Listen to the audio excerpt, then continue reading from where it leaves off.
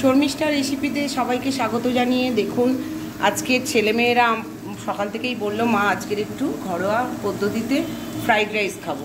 আমার শাশুড়ি মা নিরামিষ খায়, সেই জন্য আমি ভাবলাম কি করব।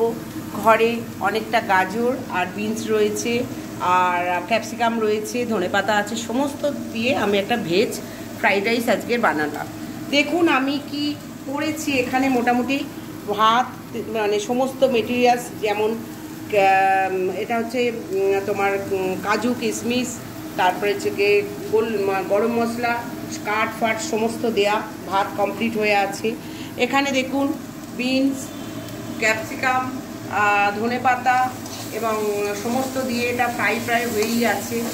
ধনেপাতা এছাড়া সমস্ত এখানে মশলা নিয়েছি। দেখুন এখানে মশলা নিয়েছি, চিনি আছে, লবণ আছে, গোলমরিচের গুঁড়ো আছে, আর মোটামুটি আমার প্রায় সবই মোটামুটি। এবারে আমি কি করে ফ্রাই করব দেখুন। আমি এটা আমার যেহেতু দুখানা, আমি দুটো ভাগ করে নিচ্ছি। আমার এগুলো প্রায় ভাজা হয়ে আছে, আমি ভাগ করে নিচ্ছি।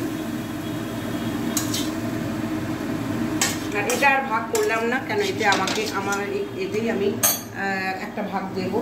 আমি ঘিয়ের শিশি থেকে আমি ঘি ঢালছি। দেখুন বন্ধুরা, ঘি ঢালছি, দিয়ে আমার যেটা আলাদা রয়েছে সেই ভাতটা আমি এতে দিয়ে দেব। দেখুন বন্ধুরা, ভাতটা আমি ঢেলে দিলাম। এতে চিনি দিলাম হাফ, গোলমরিচ দিলাম হাফ, লবণ দিলাম। দেখুন বন্ধুরা, আমার ভাতটা প্রায় ফ্রাই হচ্ছে।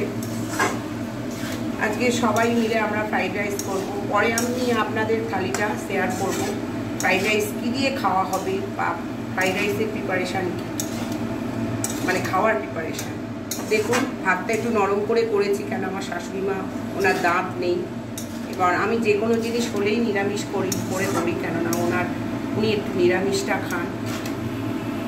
যাই হোক, দেখুন ফ্রাইড রাইসটা কীরকম হচ্ছে।